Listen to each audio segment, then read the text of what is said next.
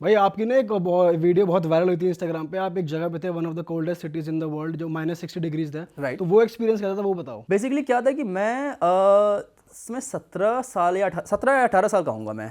तो मैंने एक्चुअली एक प्लान बनाया था कि मैं इंडिया से हिचाइक करूँगा साउथ अफ्रीका तक।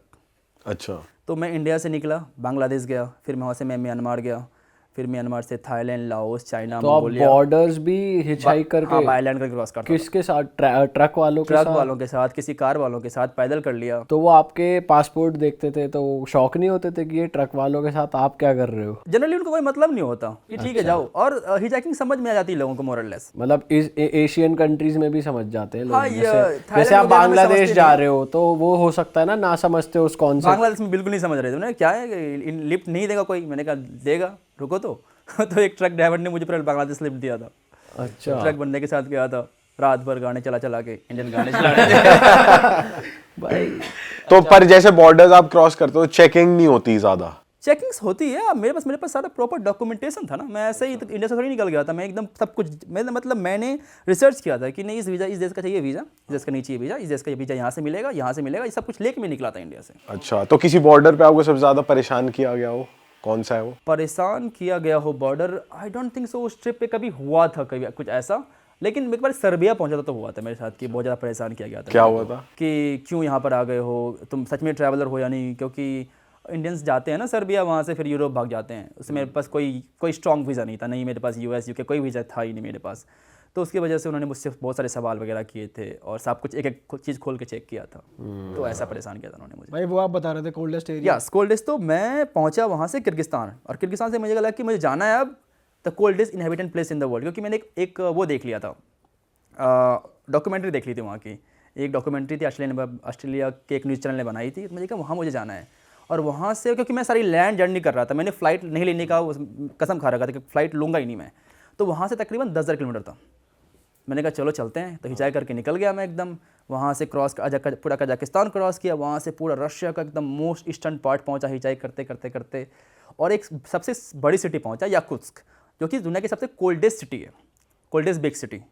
-64 गया मैं टेम्परेचर वहाँ पे, ओ भाई, -64। भाई कितनी लेस पहनी हुई थी आपने कपड़ों की? 7 या 8। ओ भाई साहब। उसके बाद वहाँ से और था 2000 किलोमीटर दूर, नथिंग, इसके बीच में कुछ था ही नहीं।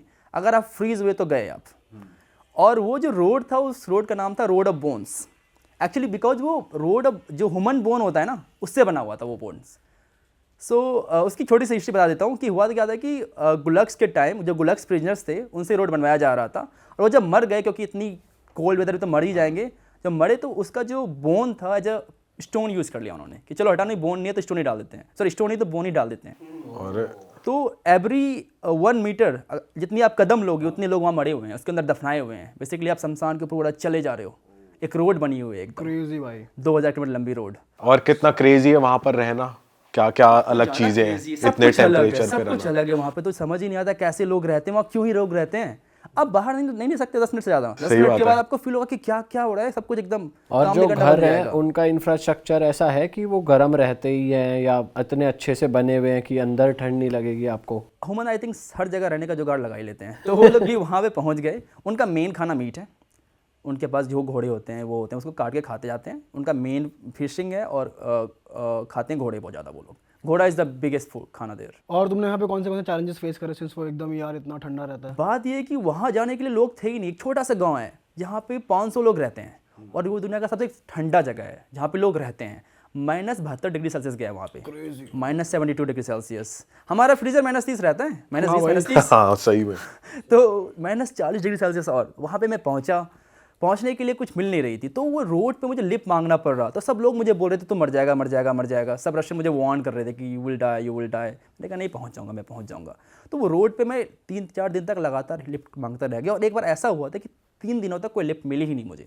मैं 3 दिनों तक लगातार रोड पे खड़ा हूँ मैं, और लिफ्ट मांग रहा हूँ। 3 दिन तक आप रोड पे हो? हाँ, रोड पे हूँ। और पास में एक कैफ़े थी, थैंकफुली उस कैफ़े में जाके मैं रुकता था जब ठंडी लगती तो मुझे। तो अरे बाप रे यार, भाई इतना टॉर्चर क्यों करा आपने अपने आप को? भाई ये तो सुन के मेरे को लग रहा है भाई यार। नहीं मतलब शायद अब बड़ी लगता बहुत है थ्रिलिंग torture। होगा तुम्हारे लिए, बहुत उस समय मेरे थ्रिलिंग था, लेकिन ये करना है, ये मुझे यहाँ पहुँचना है। I was the 4th Indian to reach there.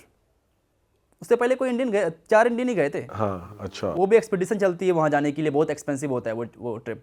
वो रशियन लेके जाते हैं बड़े बड़े कार में स्टफ। हिच हाइक करके आप पहले ही हो गए। हाँ मेरे पहले ही ख्याल था से। मैं पहुँचा। भाई आपने इंडियन ट्रक ड्राइवर्स के साथ भी टाइम बिताया और बाहर के ट्रक ड्राइवर्स के साथ भी टाइम बिताया है, कुछ आपको डिफरेंस लगा पर्सनैलिटी में, या ये लोग क्योंकि इतने लंबे टाइम तक रोड पे ही रहते हैं इनका माइंडसेट भी थोड़ा अलग, थोड़े लोनली होते हैं, कैसे क्या या सेम ही होते हैं, कैसा रहता नहीं है? मुझे एक बात लगा कि अगर यूट्यूब वगैरह चला रही नहीं तो कम से कम कंडक्टर तो बन ही जाऊंगा मैं। बैक वैक तो करवा ही दूंगा। इंटरनेशनल एक्सपीरियंस भी मेरे पास है। लेकिन हाँ ट्रक ड्राइवर्स वगैरह की जो लाइफ होती है ना, डिफरेंट है इंडिया के बाहर।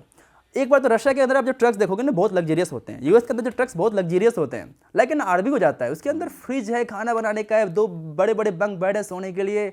तो रशिया के अंदर अलग ही ट्रक्स होते हैं, एकदम बड़े बड़े कंफर्टेबल ट्रक्स होते हैं। तो वो आपको शेयर करने देते थे बेड अपना? हाँ या बोले आ जाओ सो जाओ ऊपर, कोई दिक्कत नहीं है, आके ऊपर जाकर सो जाओ, ऐसे लोग बोलते हैं रशिया के अंदर। अच्छा। और इंडिया में कैसे बोलते थे? इंडिया में भी अच्छे हैं एकदम, वो चाय बनाएंगे आपको, खिलाएंगे पिलाएंगे एकदम, वो भी बहुत हॉस्पिटेबल है। इंडिया में भी ट्रक ड्राइवर बहुत हॉस्पिटेबल है। पर वो लग्जरी नहीं है उनके ट्रक्स पास में। लग्जरी है ही नहीं, उनके पास खुद नहीं हो, किस आपको कैसे देंगे वो? उनके पास जो है वहीं पे आपको देंगे, जो हो सकता है वही आपको ऑफर करेंगे। बट वो बहुत रिच है, लाइक अपने दिल से कि जो भी था मुझे खिलाते थे पिलाते थे। इंडिया में भी उन्होंने किया ये। पर जब आप ये कोल्डेस्ट एरिया में थे तो मैंने देखी थी उस टाइम आपकी वीडियो, पानी वानी आप उछाल रहे थे तो वो जम जा रहा था, ऐसा कुछ हाँ भी हो रहा था? ऐसा होता है एक्चुअली। वो जो पानी है ना वो गर्म पानी रहती है, वो ठंडी पानी नहीं रहती है। अच्छा। वो गर्म पानी को आप जब फेंकते हो हवा में तो वो बर्फ बन जाती है तुरंत, इंस्टेंटली। और भाई जो ये तुर्कमेनिस्तान, ट्यूनीशिया ऐसी छोटी छोटी कंट्रीज हैं, ये कैसी कंट्रीज होती हैं? तुर्कमेनिस्तान तो काफ़ी डिक्टेटरशिप कंट्री है, डिक्टेटर्स हैं वहाँ पे। एक बड़ा एक फनी सा एग्जांपल है वहाँ पर। वहाँ का जो डिक्टेटर था तानाशाह, वो डेंटिस्ट था, उसने डेंटिस्ट की पढ़ाई की थी। तो वो जब वापस से तुर्कमेनिस्तान में वो जब प्रेसिडेंट बना तो उसे वाइट से बहुत प्यार था, क्योंकि ऑफकोर्स डेंटिस्ट था। तो उसने क्या किया कि एक सिटी बनवाई और पूरा white, the whitest city in the world, उसको गिनीज वर्ल्ड रिकॉर्ड बना मिला है उस सिटी को। और सब कुछ मार्बल यूज़ किया गया है, पूरा मार्बल वाइट, पूरे मार्बल वाली सिटी बनाई है उन्होंने। और कोई भी वाइट कलर की कार अलाउड नहीं है सिटी के अंदर। सॉरी, वाइट कलर की ही कार अलाउड है, किसी अदर कलर की कार अलाउड नहीं है। अच्छा। सिर्फ वाइट, एवरीथिंग इज वाइट। अब बस स्टैंड वाइट, आपका वहाँ पे ऐसा तो नहीं लोगों को कह रखा है कपड़े भी वाइट पहनो? मुझे तो डर था, मैं निकलने से पहले ना मैंने अपना कम से कम मैंने अपना टीथ क्लीन करवा लिया था कि पता नहीं गंदा टीथ लेके जाओ, इसके दांत पीले अंदर करो वापस करो। तो जब ऐसी कंट्रीज आप जाते हो तो भाई वो नेचर वाइज लोग कैसे होते हैं वहाँ के? अच्छे है एक्चुअली। जब आप किसी भी नॉन टूरिस्टिक कंट्री जाओगे ना, जहाँ पे टूरिस्ट नहीं जाते ज़्यादा, वो लोग ज़्यादा अच्छे होते हैं, क्योंकि वो टूरिस्ट देखते ही नहीं है, तो आपसे अच्छे से बर्ताव से बात करते हैं। जहाँ पर टूरिस्ट भरे पड़ जाते हैं, ये यूज टू टूरिज्म कि ठीक है एक और टूरिस्ट है, क्या ही बात करें इससे।